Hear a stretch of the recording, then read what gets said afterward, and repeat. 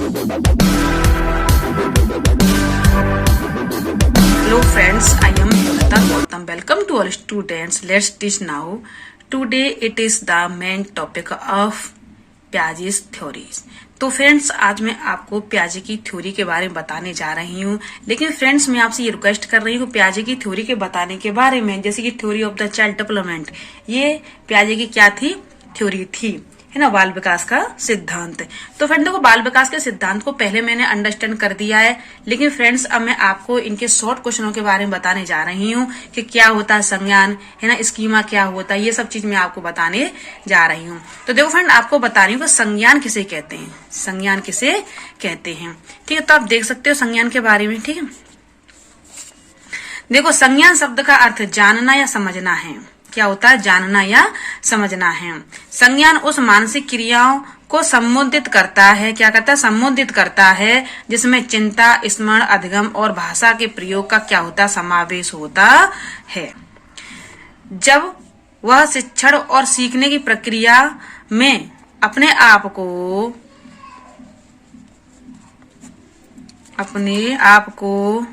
समायोजित करता है, समायोजित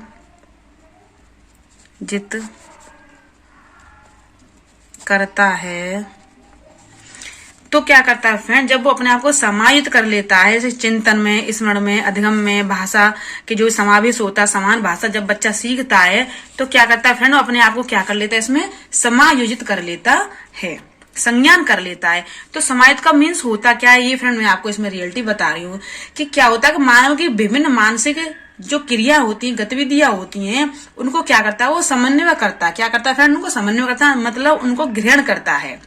क्या करता है? ग्रहण करता है। तो मानव की विभिन्न मानसिक गतिविधियों को क्या करता है? ग्रहण करता है। मानव की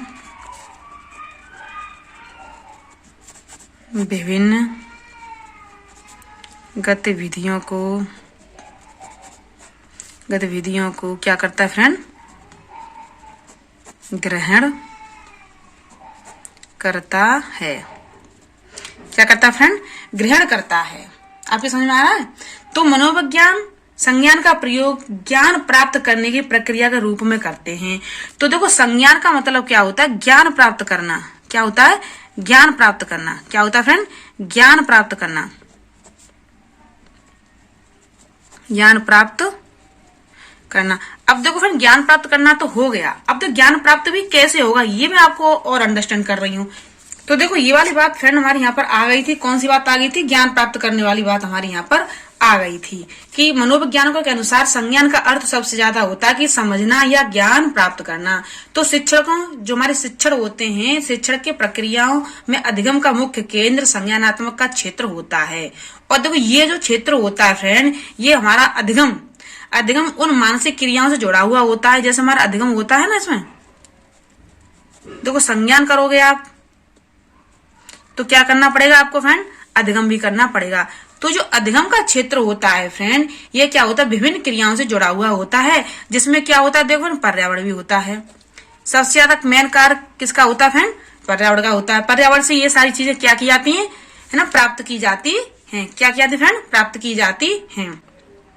तो इस प्रकार के क्षेत्र में अनेक क्रियाएं होती हैं, जिसके द्वारा हम सूचना प्राप्त करते हैं और शिक्षार्थियों के मस्तिष्क में ऐसी चीजों को क्या करते हैं? हम डालते हैं। या बच्चा क्या करता है? ऐसी चीजों को स्वयं सीख लेता है। पहले संज्ञान करेगा, है ना, संज्ञान करेगा, क्या समझेगा, सोचेगा, फिर अधिगम करेगा।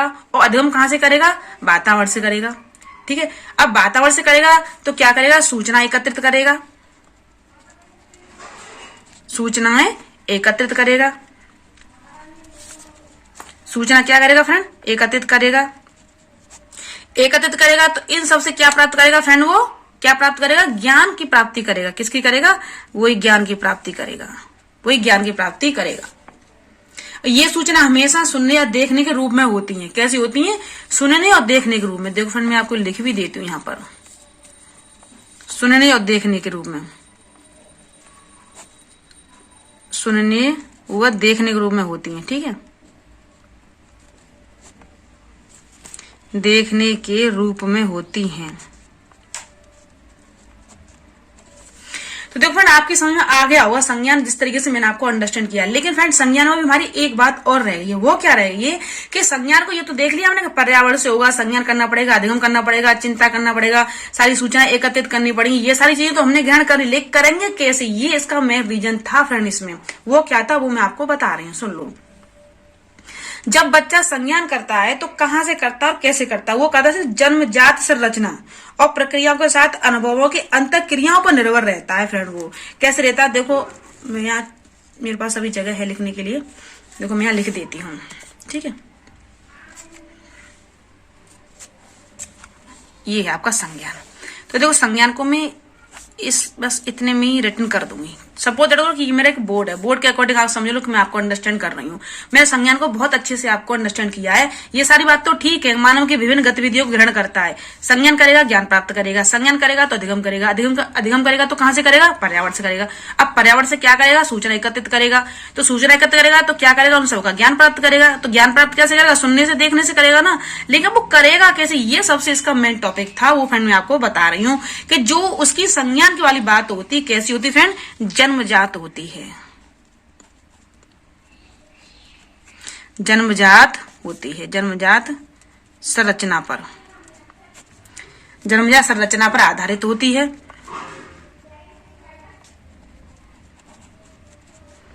आधारित होती है और प्रक्रिया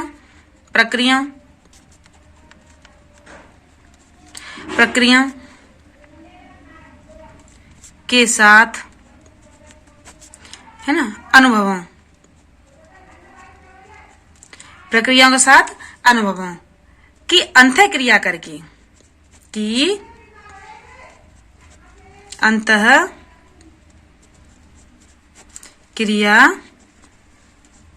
करके, अंतःक्रिया करके ये सारी चीजें वो क्या करता है, प्राप्त करता है। तो देखो फ्रेंड आपकी समझ में आ गया होगा जिस तरीके से मैंने आपको ये संज्ञान को अंडरस्टैंड किया है। तो देखो फ्रेंड अब मैं आपको आगे बता रही हूँ। अब देखो फ्रेंड मैं आपको सेकंड में इसका क्वेश्चन कराने जा रही हूँ, वो फ्रेंड इसका मेन और स्कीमा क्वेश्चन, कि स्कीमा से क्या अभिप्राय होता है। तो स्कीमा को कहते हैं फ्रेंड, हिंदी में मैं आपको बता दूं, आरेख, आरेख कहते हैं, ठीक है फ्रेंड। और देखो फ्रेंड ये आरेख जो है हमारे, कि प्याजे ने बताया था कि जितनी भी व्यक्ति की योग्यता होती है उन सबको उन्होंने आरेख का ही रूप दिया। बस ये समझ लो, आरेख फिनिश हो गया। अब इसका जो भी अंदर का डिटेल्स होता है मैं वो फ्रेंड में आपको बता देती हूँ कि जो हमारे स्कीमा है, स्कीमा एक गतिशील क्या है, अवधारणा है। क्या फ्रेंड, अवधारणा जो सीखने के नए नए अवसरों, अनुभवों, नए अनुभवों, नई यात्राओं, अध्ययन व संवाद के माध्यम से बनती है। देखो स्कीमा का मीन्स भी आपको मैंने भी बताया था कि स्कीमा किसे कहते हैं, जो व्यक्ति के अंदर योग्यताएं, प्रवृत्तियां जागृत होती हैं फ्रेंड, उसको क्या कहते हैं, स्कीमा कहते हैं। तो देखो फ्रेंड जब भी क्या हुआ, हम नए नए अनुभव करेंगे, है ना, तो वो क्या होगा, हमारे अंदर एबिलिटी आएंगी। तो उन एबिलिटियों को प्याजे जी ने क्या बताया था, स्कीमा बताया था। नई नई यात्रा करेंगे तब उनका अध्ययन करेंगे तो हमारे अंदर क्या आएंगी फ्रेंड, एबिलिटियां आएंगी, ठीक है। संवाद करेंगे, किसी से बातचीत करेंगे तो हमारे अंदर क्या होंगी फ्रेंड, योग्यताएं, प्रवृत्ति पैदा होंगी, तो वो क्या हमारे अंदर एक स्कीमा पैदा होगी, ठीक है।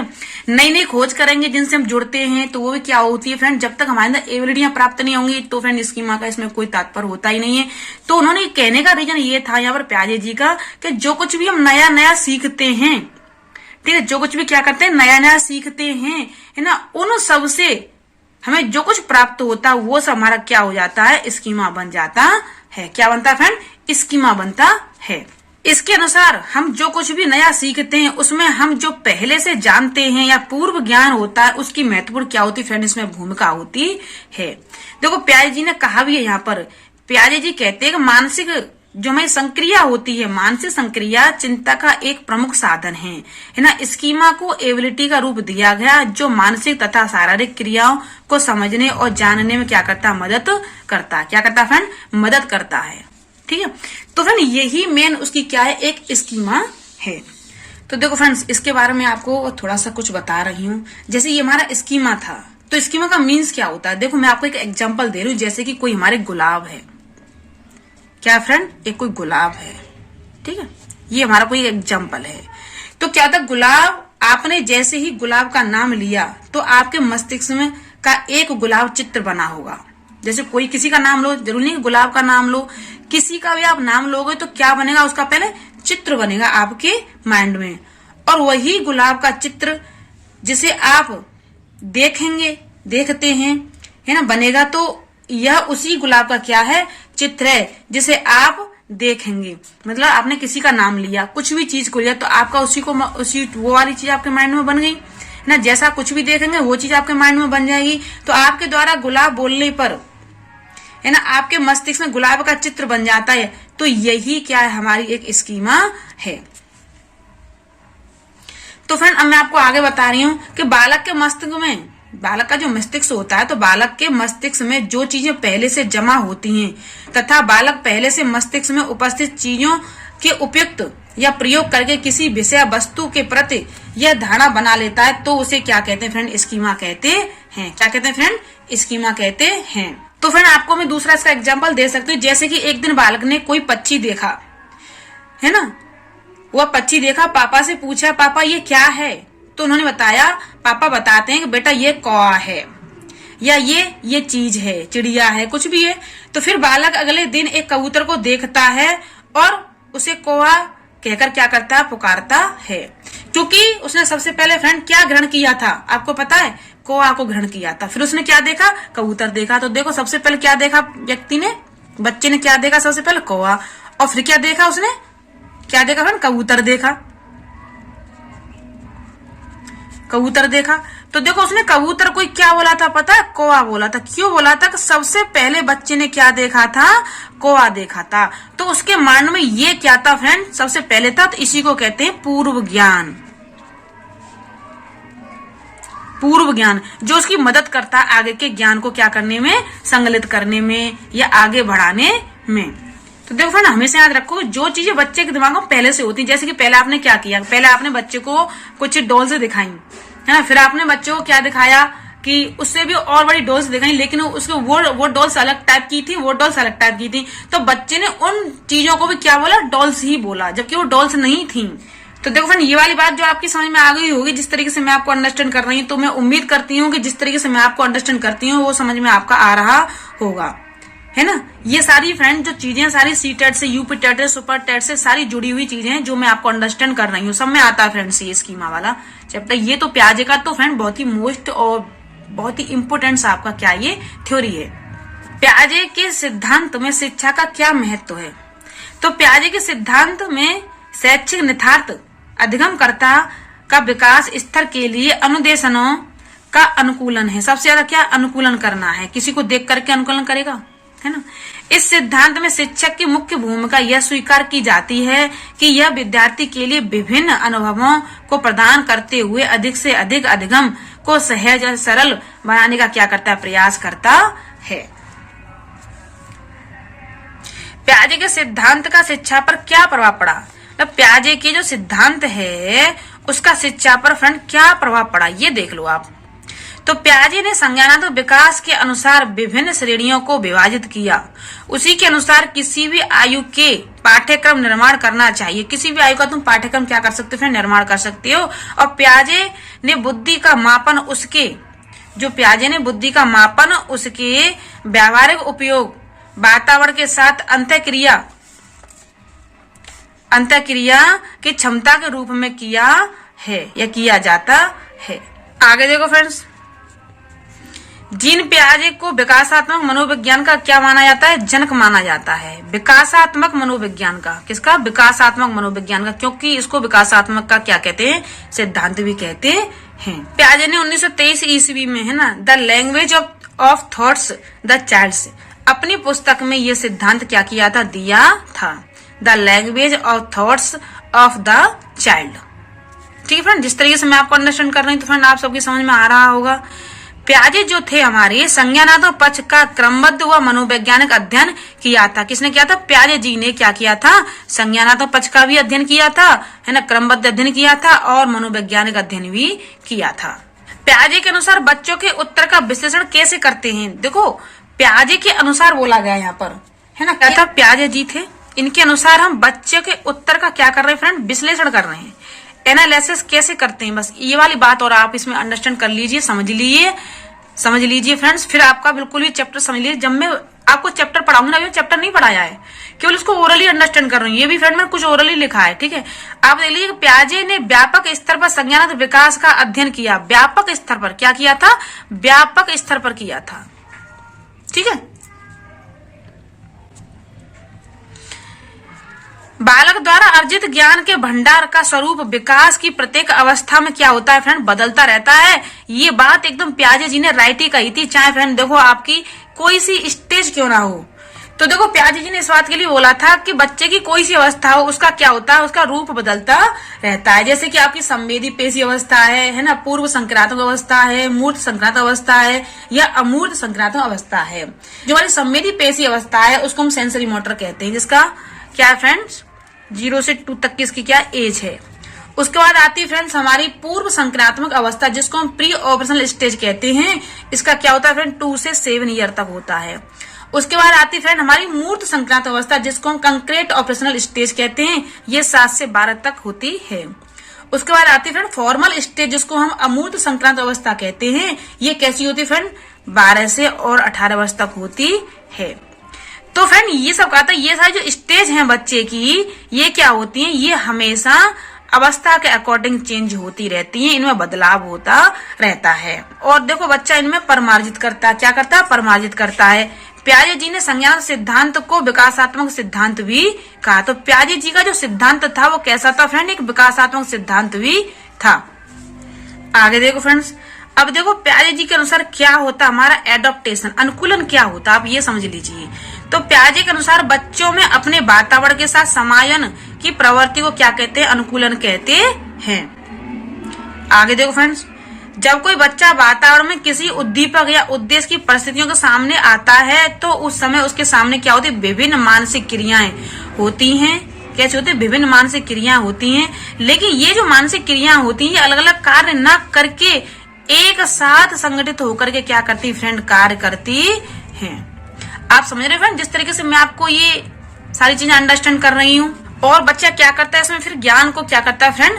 अर्जित करता है, ठीक है। ये सारी चीजें कर लेगा तो बच्चा क्या करेगा? ज्ञान को अर्जित करेगा।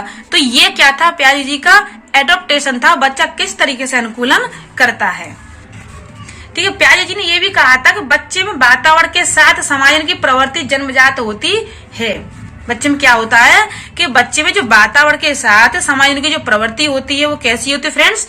जन्मजात होती है। और बच्चे की इस प्रवृत्ति को क्या कहते हैं? अनुकूलन कहते हैं। पियाजे जी ने यह भी कहा था कि बालक अपने प्रारंभिक जीवन से ही अनुकूलन करने लगता है। क्या करने लगता है? अनुकूलन करने लगता है। देखो मैं आपको यह लिख भी देती हूँ। पियाजे जी ने कहा था कि बालक अपने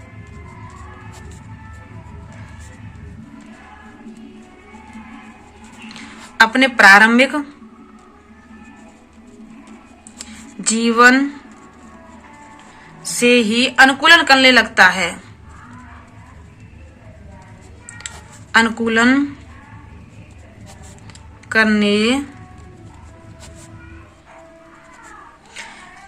करने लगता है। अब आगे देखो फ्रेंड्स, पियाजे ने बालक की क्षमता व योग्यता को क्या नाम दिया था? देखो बुद्धि, चिंता और कल्पना। पियाजे जी ने ये नाम दिए थे बच्चे की योग्यता क्षमता को।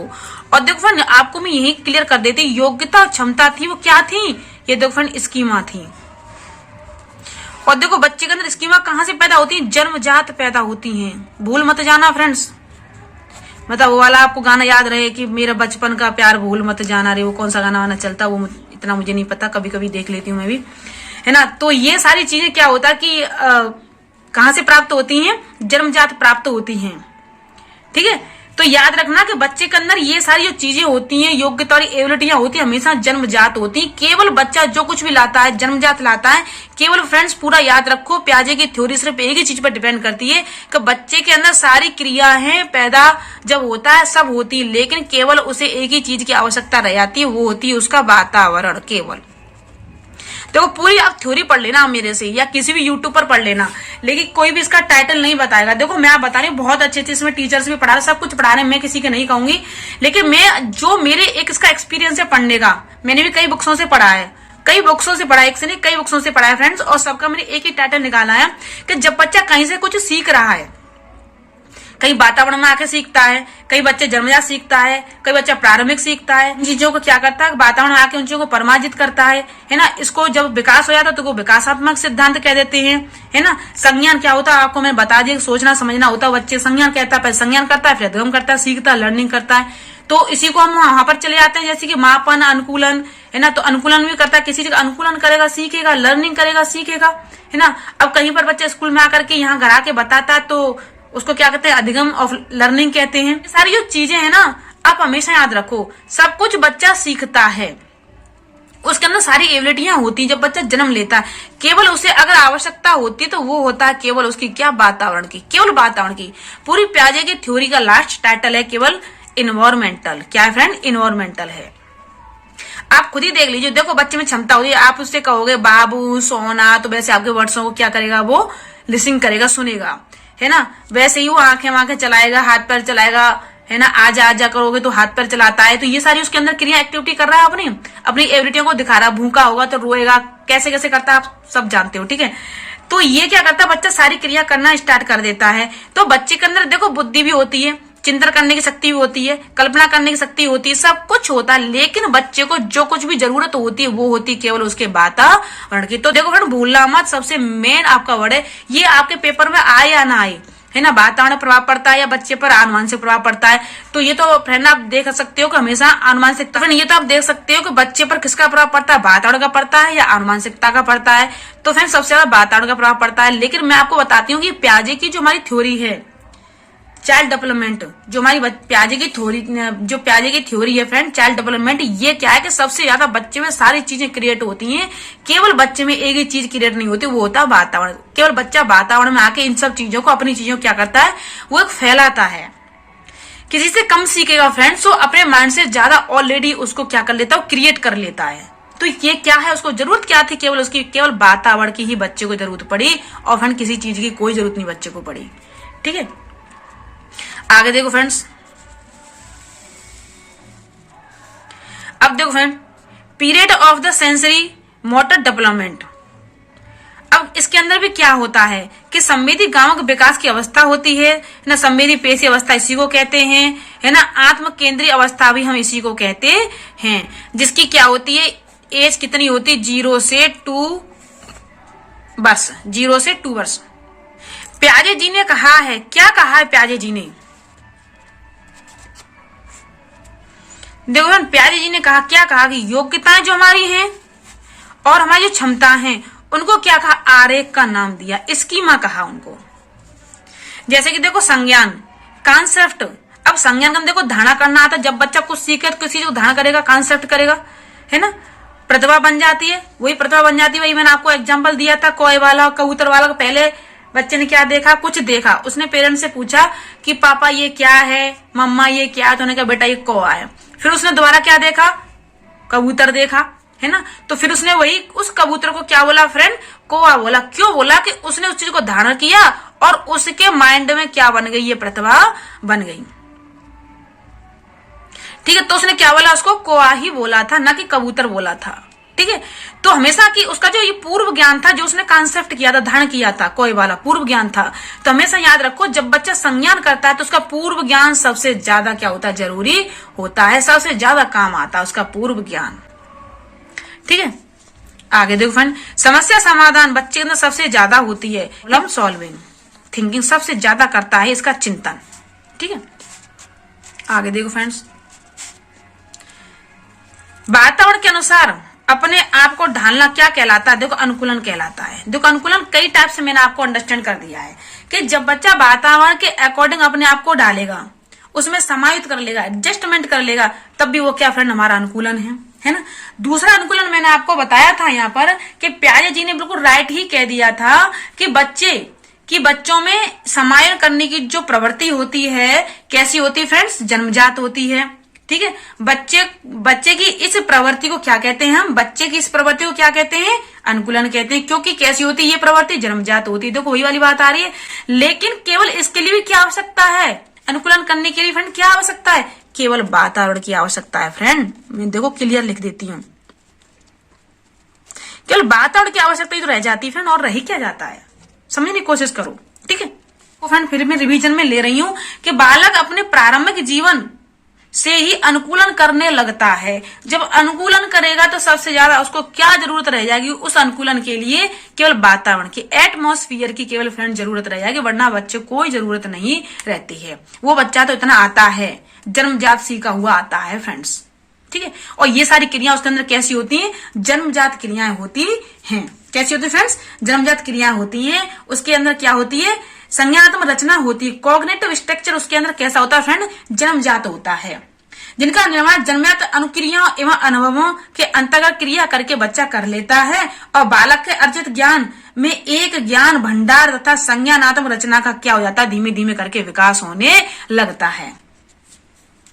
ठीक है, और विकास की विभिन्न जो अवस्थाएं होती हैं, बच्चा क्या करता है, इनको परिमार्जित करता है, संशोधन करता है, और इसी को ही हम क्या कहते हैं फ्रेंड, प्याजे का संज्ञानात्मक विकास या प्याजे का विकासात्मक सिद्धांत कहते हैं। ये सब चीज ग्रहण करता है, ये संज्ञान करेगा, अनुकूलन करेगा, एडप्टेशन करेगा, है ना, क्या क्या उसकी सेंसरी मोटर होती है, कैसे कैसे होता है ना। तो ये सब चीज बच्चा ग्रहण करता है, अनुकूलन करता है। तो ये सब चीज करने का मतलब क्या होता है कि प्याजे के इस सिद्धांत को क्या दी गई थी, संज्ञानात्मक विकास की संज्ञा दी गई थी। तो फ्रेंड अब आपकी समझ में आ गया होगा जिस तरीके से मैंने आपको अंडरस्टैंड किया है। अब देखो फ्रेंड मैं आपको आगे बता रही हूं, आगे देखो फ्रेंड्स, जो हमारा ये अनुकूलन है, क्या है हमारा जो अनुकूलन है, देखो इसको अनुकूलन को दो भागों में बांटा गया, दो इसके पार्ट्स बना दिए गए जो फ्रेंड मैंने आपको बताए हैं। तो देखो आत्मसातीकरण करना, एसिमिलेशन, ठीक है, और फ्रेंड देखो समायोजन करना। तो बच्चा समायोजन करता है तो उसको भी अनुकूलन कहते हैं, और देखो फ्रेंड बच्चा जब आत्मसातीकरण करता है उसको भी क्या कहते हैं, अनुकूलन कहते हैं। देखो फ्रेंड आपको भूलना नहीं है, मतलब आपको वो वाला गाना याद रहे, बचपन का प्यार, वो क्या बोलते हैं, भूल मत जाना रे, वो कौन सा वाला है, तो उस वाले गाने को तो आप याद रखो, लेकिन आप ये अनुकूलन को याद ना रखो या ना, क्योंकि ये क्या आपका एग्जाम के हमारे दिन कैसे बहुत ही नजदीक है, ज्यादा हमारे पास टाइम नहीं है। लेकिन फिर जिस तरीके से मेरे को टाइम मिल रहा है उस तरीके से मैं आपको क्या कर रही हूँ, आपके साथ मेहनत भी कर रही हूँ। आप भी मेहनत करो फ्रेंड, और मैं भी उतनी ही मेहनत कर रही हूँ। तो देखो सबसे बड़ी बात आती है, क्या होती है, आत्मसातीकरण करना,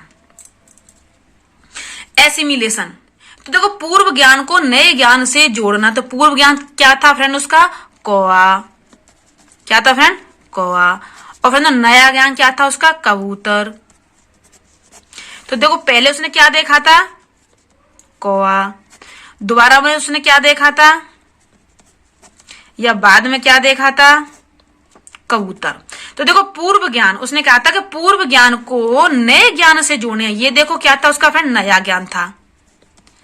क्या था फ्रेंड उसका, ये नया ज्ञान था। देखो फ्रेंड भूल मन जाना, इनमें ऐसा कुछ ज्यादा नहीं है प्याजे की थ्योरी में। जैसे कि प्याजे की थ्योरी को इतना बड़ा हल्ला कर रखा है, मैंने भी यूट्यूब पर बहुत सारी वीडियोस देखी है, बुक्स में पढ़ी रही हूं मैं भी, लेकिन ऐसा कोई प्याजे ने इतना अच्छे इतने प्यार से इसको अंडरस्टैंड किया है कि बच्चा अगर एक बार भी, मैं इस बात का आपसे प्रॉमिस कर रही हूं, एक बार ही बच्चा अगर एक बार बुक्स को ढंग से पढ़ ले स्टार्टिंग से लेके एंड तक, तो फ्रेंड्स मैं जानती हूँ वो पेपर तक बिल्कुल नहीं पड़ेगा, फिर ही वो कराएगा। इसमें है क्या, देखो आत्मसात किसे कहते हैं, है ना, एसिमिलेशन किसे कहते हैं, क्या होता है आत्मसात करना, कि आत्मसात क्या उसके पूर्व ज्ञान हुआ, आत्मा को मतलब आंतरिक क्रियाओं के द्वारा उसने पहले क्या किया था, पहले उसने कुछ कौआ देखा हो या कबूतर, कुछ भी देखे बच्चा सबसे पहले कुछ भी देखे, और फिर उसको दोबारा चीज दिखाओगे तो पहले अपने ज्ञान को सबसे पहले क्या करेगा, माइंड में याद करेगा, और फिर पूर्व ज्ञान को नए ज्ञान से 110% बच्चा जोड़ ही देगा।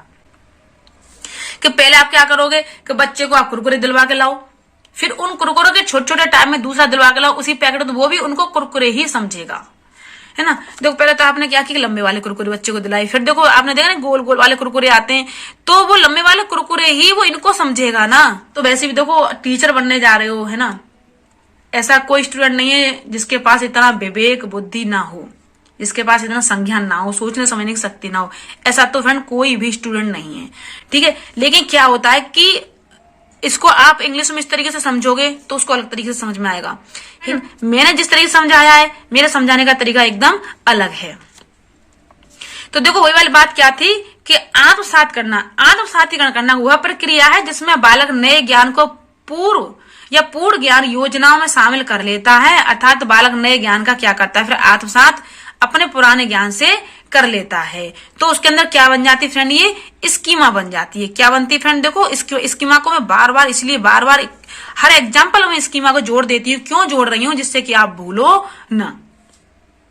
ठीक है, आगे देखो फ्रेंड्स, जो हमारा ये स्कीमा है, मतलब स्कीमा कैसे जुड़ा फ्रेंड, आत्मसातीकरण करके जुड़ा। तो साधारण स्कीमा मोटर या खिलौने के स्कीम से या स्कीमा से समझा जा सकता है कि इस प्रकार के अंतरिक्ष का निर्माण कैसे हुआ। तो ये क्या हमारी एक स्कीमा का बहुत ही जटिल एग्जाम्पल है। आत्मसातीकरण वह प्रक्रिया है जिसमें बालक नए पूर्व ज्ञान को पूर्ण ज्ञान योजनाओं में शामिल कर लेता है, अर्थात बालक नए ज्ञान का आत्मसात अपने पुराने ज्ञान से कर लेता है। उसको हम क्या कहते हैं फ्रेंड, आत्मसातीकरण कहते हैं, एसिमिलेशन कहते हैं। और देखो ना, यही हमारा एसिमिलेशन क्या बन जाता है, स्कीमा बन जाता है। फ्रेंड बिल्कुल भूल मत जाना कि समायोजन करना है ना, एकेडोमेशन या एडजस्टमेंट, पूर्व ज्ञान या योजना में परिवर्तन करके है ना वातावरण के साथ तालमेल बैठाना क्या कहलाता है, समायोजन कहलाता है। क्या कहलाता है फ्रेंड, समायोजन कहलाता है। तो देखो, मनोविज्ञान में पारस्परिक विरोधी अवस्थाओं को संतुलित करने की व्यावहारिक संबंधी प्रक्रियाओं को समायोजन कहते हैं। इस प्रकार पर्यावरण की कठिनाइयों और बाधाओं को ध्यान में रखते हुए व्यवहार में जो परिवर्तन किए जाते हैं उसे क्या कहते हैं फ्रेंड, समायोजन कहते हैं, एकेडोमेशन कहते हैं। तो देखो, इसका कुछ छोटा सा रूप मैं आपको इसमें अंडरस्टैंड कर देती हूँ।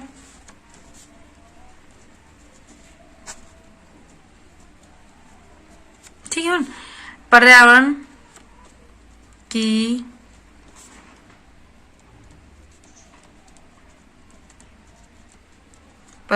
कठिनाइयों एवं बाधाओं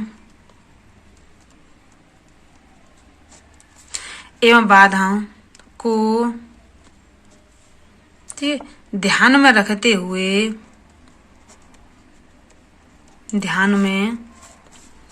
है ध्यान में रखते हुए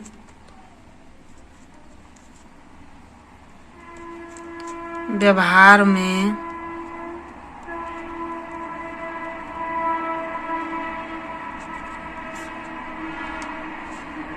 में जो क्या होता है फ्रेंड, ये देख लो, अभी परिवर्तन है यहाँ पर। व्यवहार में जो परिवर्तन होता है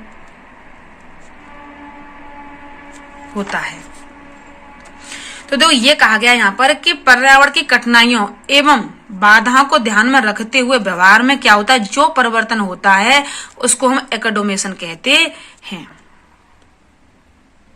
ठीक है, या आप ऐसे भी कह सकते हो कि पूर्व ज्ञान और योजना, जिसका पूर्व ज्ञान है आपका, जैसे इसमें आपका पूर्व ज्ञान था।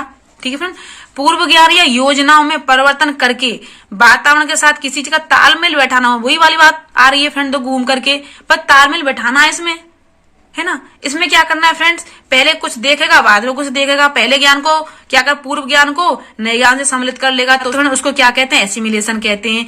इसको क्या करते हैं, जब भी हमारा कोई पूर्व ज्ञान होता है उसमें परिवर्तन करके वातावरण के साथ क्या बैठाते हैं, तालमेल बैठाते हैं, या हम क्या कहते हैं, वातावरण के साथ समाहित हो जाते हैं या सम्मिलित हो जाते हैं, एक ही बात है ना। अब हम क्या करेंगे, जब वातावरण के साथ करेंगे तो क्या क्या आएगी हमारे अंदर, वातावरण हो या हमारा पर्यावरण हो, कि कठिनाइयों और बाधाओं को ध्यान में रखते हुए जो व्यवहार हमारे परिवर्तन होते हैं उसको क्या कहते हैं फ्रेंड, एकेडोमेशन कहते हैं। देखो ना, आपको ये बात पहले सुननी पड़ेगी।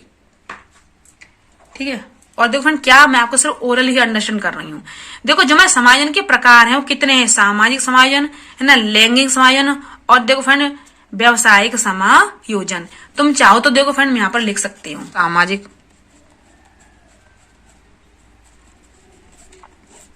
सामाजिक समायोजन।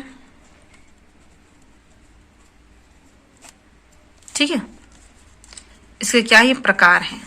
ठीक है, आगे देखो कौन सा प्रकार है, लैंगिक है ना समायोजन। आगे देखो फ्रेंड कौन सा है, व्यावसायिक समायोजन।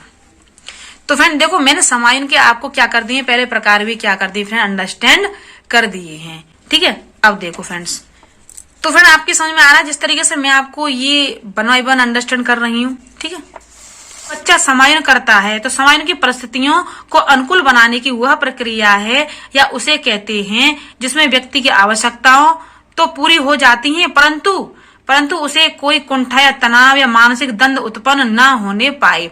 मतलब समायोजन किसे कहते हैं, उसके अंदर कोई भी चिंता पैदा ना हो तो कहते हैं फ्रेंड उसको समायोजन। कि जब बच्चा किसी भी क्षेत्र में क्या करेगा, एंट्री करेगा, तो उसके सामने बहुत सारी क्या आएंगी, समस्या आएंगी। जो मैंने आपको बताया था कि वो क्या करना चाहता है कि वातावरण की कठिनाइयों और बाधाओं को ध्यान में रखते हुए जो उसके व्यवहार में परिवर्तन होता है, किसमें होता है फ्रेंड, व्यवहार में जो परिवर्तन होता है उसको क्या कहते हैं, समायोजन कहते हैं।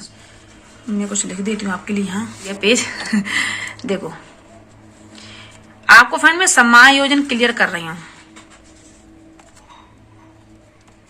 समायोजन, ठीक है। एकेडोमेशन क्या है, तो देखो फ्रेंड,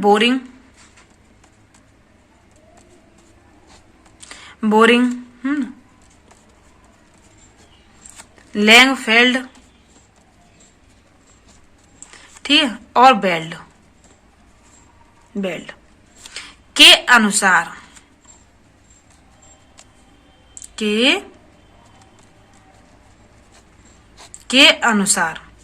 ठीक है, समायोजन वह प्रक्रिया है जिसके द्वारा प्राणी अपनी आवश्यकताओं को और इन आवश्यकताओं की पूर्ति को प्रभावित करने वाली परिस्थितियों में संतुलन रखता है। कितनी बड़ी बात कही फ्रेंड्स, देख लो, है ना, कोई वाली बात आई घूम के। बस आपको क्या करना है, अंडरस्टैंड होना इस तरीके से, ठीक है, भूल मत जाना। तो क्या कहा था कि समायोजन, फ्रेंड्स लिख देती हूँ मैं आपके लिए, मत आप भूल जाओ, क्योंकि सॉन्ग वगैरह सभी को याद रहते हैं और ये पढ़ाई अक्सर कर माइंड से निकल जाती है। ऐसा भी क्यों होता है मैं आपको ये जरूर बताऊंगा, ठीक है। तो समायोजन वह प्रक्रिया है, कौन सी है, वह प्रक्रिया है ना,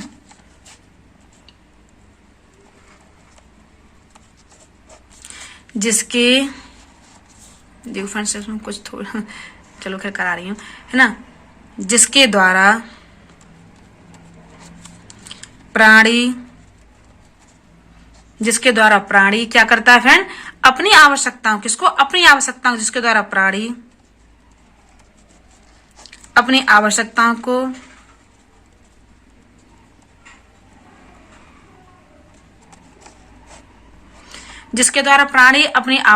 को और इन आवश्यकताओं की पूर्ति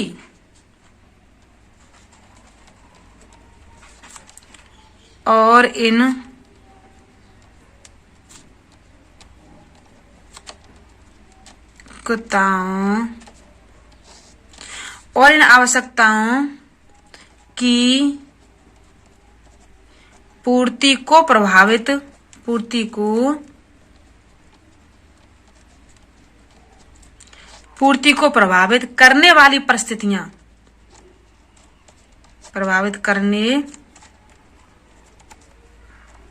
करने वाली क्या फ्रेंड, आपको बता दूं, यहां पर आ नहीं रहा, क्या करूं, जो करने वाली क्या है, परिस्थितियां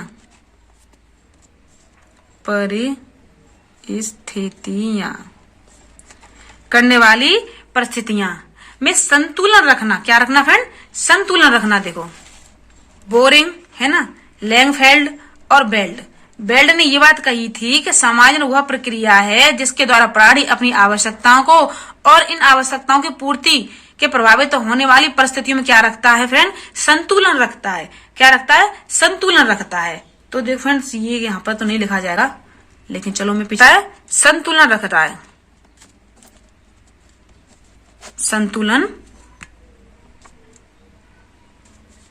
क्या रखता है फ्रेंड्स, संतुलन रखता है परिस्थितियों में, क्या रखता है, संतुलन रखता है। देखो स्थितियों में संतुलन रखता है, उसको क्या कहते हैं फ्रेंड, हम समायोजन कहते हैं।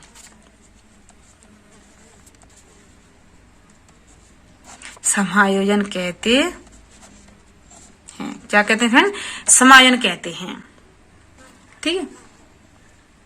फ्रेंड आपके समझ में आ गया होगा जिस तरीके से मैंने आपको ये एकेडोमेशन समायोजन को समझाया है, ठीक है फ्रेंड। अब देखो इसमें एक छोटी सी बात और क्या है, और क्या मैं आपको बता दूं कि समायोजन की जो एंट्रीज होती है वो कैसे होती है, एडजस्टमेंट की जो कैसे करते हैं आप देख लीजिए।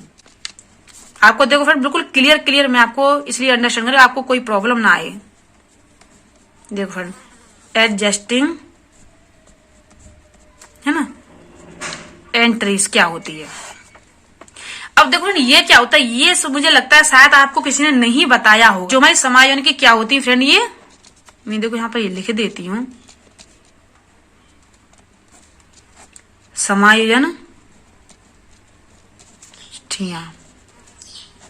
समायोजन प्रविष्टियां, ये ट है, ठीक है फ्रेंड्स। समायोजन प्रविष्टियां या प्रविष्टियां कुछ भी कह लो, ये क्या फ्रेंड हमारी समायोजन प्रविष्टियां हैं। अब जो हमारी समायोजन प्रविष्टियां हैं, ये देखो इनको किस तरीके से हम एडजस्टमेंट कर रहे हैं।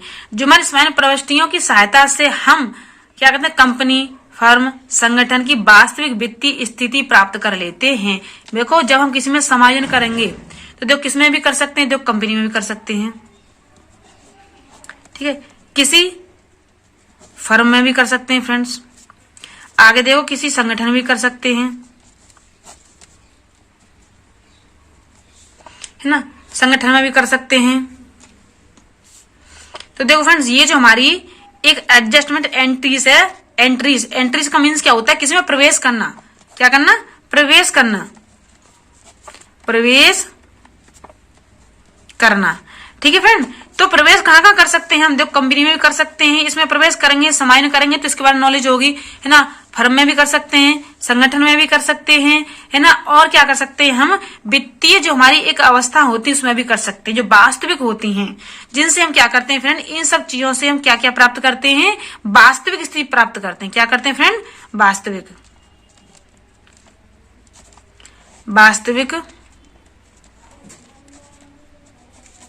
वित्तीय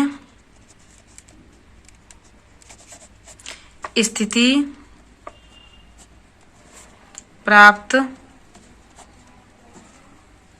करते हैं, ठीक है।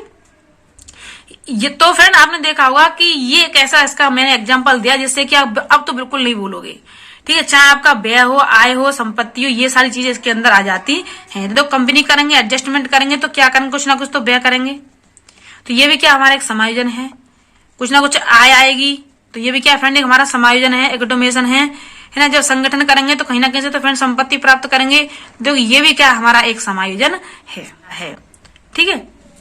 आगे देखो फ्रेंड्स, देखो फ्रेंड ये भी एक आत्मसात है जो मैंने बहुत अलग तरीके से लिखा है, आपको ये पढ़ लो फ्रेंड, मैं आपको पढ़ा रही हूँ, ठीक है। यह एक ऐसी प्रक्रिया है जिसमें बालक किसी समस्या का समाधान करने के लिए पहले सीखी हुई ना योजनाओं को, मानसिक क्रियाओं का क्या लेता है फ्रेंड, इसमें सहारा लेता, क्या लेता है फ्रेंड, इसमें सहारा लेता है। तो यह एक ऐसी प्रक्रिया है जिसमें बालक किसी समस्या का समाधान करने के लिए पहले सीखी हुई योजनाओं और मानसिक क्रियाओं का क्या लेता है फ्रेंड, सहारा लेता है। क्या लेता है फ्रेंड, सहारा लेता है। यह वैज्ञानिक क्या है, प्रक्रिया है। देखो फ्रेंड कैसे कि जब बच्चे के सामने नई नई समस्या होती है तो उसमें संज्ञानात्मक क्या होता है, असंतुलन उत्पन्न होने लगता है। क्या लगता है, असंतुलन उत्पन्न होने लगता है। जैसे कि फ्रेंड मैं आपको बता दूं, मैंने कई तरीके से फ्रेंड ने रिटर्न किया जिससे कि आपको कोई प्रॉब्लम ना आए। जैसे कोई बच्चा है या कोई बालक है, वो पहले क्या करता है कि सरल आपके जोड़ और घटाओं को जानता है या कर लेता है, फिर उसके सामने आप जटिल जोड़ और घटाए दे दिए जाएं तो क्या वो कर लेगा, नहीं करेगा। तो उसे पूर्व ज्ञान का आधार पर ही उनको क्या करेगा, जो हमारे जोड़ हैं उनको घटाएगा, जो उसको आते हैं उसी के अकॉर्डिंग करेगा, ठीक है फ्रेंड। ये मैंने आपके लिए इसमें 110% लिखा है जो बहुत ही अलग है कि प्रचलित योजनाओं में नई योजना जोड़ना। प्रचलित योजनाओं में कौन सी योजना है, प्रचलित योजनाओं में नई योजनाएं जोड़ना ही क्या कहलाता है, आत्मसातीकरण कहलाता है, एसिमिलेशन कहलाता है। तो देखो कितने तरीके से मैंने आपको ये एसिमिलेशन को अंडरस्टैंड कर दिया है। तो आई होप मैं इस बात को जानती हूँ कि आपके समझ में जितना मैंने आपको अंडरस्टैंड किया है बहुत अच्छी तरीके से आ गया होगा। तो देखो फ्रेंड्स आपका ये रह गया था, है ना, साम्य धारणा, इक्विलेशन से कहते हैं, संतुलन किसे कहते हैं, ठीक है। अब मैं आपको ये बता रही हूँ। देखो जिसे दूर रखने के लिए उसमें संतुलन यानी जिसे दूर रखने के लिए, उसमें संतुलन लाने के लिए बालक आत्मसातीकरण या समाजन या दोनों प्रक्रिया करना प्रारंभ कर देता है, तो इस प्रक्रिया को हम साम्य धारणा कहते हैं, है ना, इक्विलिब्रेशन कहते हैं। ठीक है। पियाजे ने इसे बच्चे द्वारा एक अवस्था से दूसरी अवस्था में पहुंचने को कहा। बच्चा पहले एक अवस्था में पहुंचता है, फिर बच्चा क्या होता है, हमेशा दूसरी अवस्था में पहुंचता है। तो फ्रेंड आपके समझ में आ गया है कि साम्य धारणा क्या है, लेकिन अब मैं आपको इसके डिटेल्स में अंडरस्टैंड कर रही हूँ। साम्य धारणा की ऐसी प्रक्रिया है जिसके द्वारा बालक क्या करता है, सबसे पहले आत्मसातकरण करता है, समायन करता है। जब ये दोनों की प्रक्रियाओं के बीच क्या करता है, संतुलन बनाए रखता है। तो इस तरह के साम्य धारणा को हम क्या कहते हैं, आत्मनियंत्रित प्रक्रिया कहते हैं। क्या कहते हैं फ्रेंड, आत्मनियंत्रित प्रक्रिया कहते हैं। मानसिक जो हमारे संयोग होते हैं वो नवीन साधनों की क्या करते हैं, हमेशा खोज करते रहते हैं। तो फ्रेंड आपके समझ में आ गया होगा जिस तरीके से मैंने आपको ये साम्य धारणा, है ना, इक्विलिब्रेशन आपको क्या किया, अंडरस्टैंड किया है। को यहीं पर रिटन कर देती हूँ जिससे कि आपको कोई प्रॉब्लम नहीं आएगी। यह एक ऐसी प्रक्रिया है जिसके द्वारा बालक आत्मसातकरण क्या करता है, पहले आत्मसातकरण करता है, आत्मसातकरण करता है, फिर क्या करता है फ्रेंड, समायोजन करता है। क्या करता है फ्रेंड, समायोजन करता है ना। तो क्या करता है कि इन दोनों के बीच वो क्या करता है फ्रेंड, हमेशा संतुलन बनाए रखता है। क्या रखता है, संतुलन बनाए रखता है। जब बच्चा संतुलन बनाता है तो इसी को हम क्या कहते हैं, आत्मनियंत्रित प्रक्रिया कहते हैं। और इसी आत्मनियंत्रित प्रक्रिया को क्या कहते हैं फ्रेंड, हम साम्य धारणा या संतुलन कहते हैं। तो फ्रेंड आपकी समझ में आ गया जिस तरीके से मैंने आपको ये इक्विलिब्रेशन समझाया था। ठीक है फ्रेंड, आप इसको और अंडरस्टैंड कर लीजिए। कैसे कर लीजिए, मैं आपको अंडरस्टैंड कर रही हूँ। देखो जैसे कि हमारी क्या साम्य धारणा, आपको फ्रेंड मैं फिर समझा रही हूँ। ठीक है,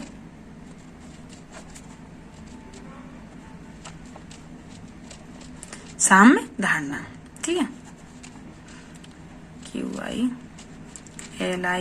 इक्विलिब्रियम, है ना, साम्य धारणा। तो यह एक ऐसी प्रक्रिया है जिसके द्वारा बालक क्या करता है, आत्मसात करता है। क्या करता है, देखो आत्मसात करता है, पहले आत्मसातकरण करता है, ठीक है, एसिमिलेशन करता है,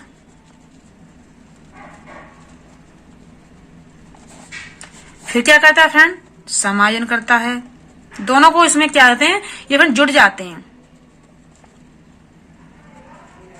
समायोजन करता है, एडजस्टमेंट करता है, ठीक है, एडजस्टमेंट करता है। फिर इन दोनों के बीच क्या रखता है फ्रेंड, वो क्या रखता है, मैंने आपको बताया था, संतुलन कायम करता है।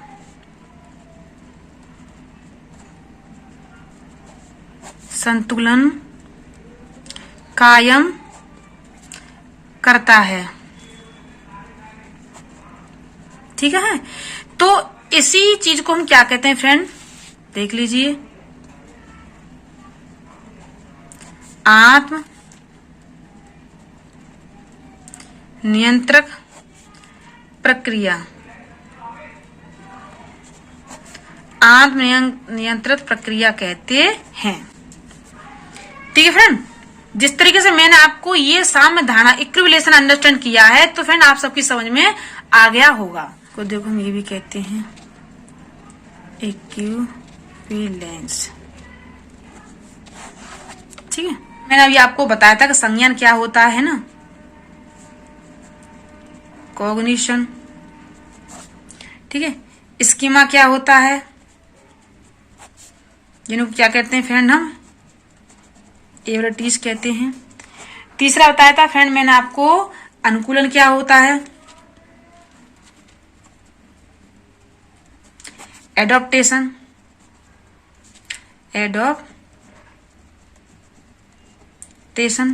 ठीक है। तो फिर 1 2 और 3।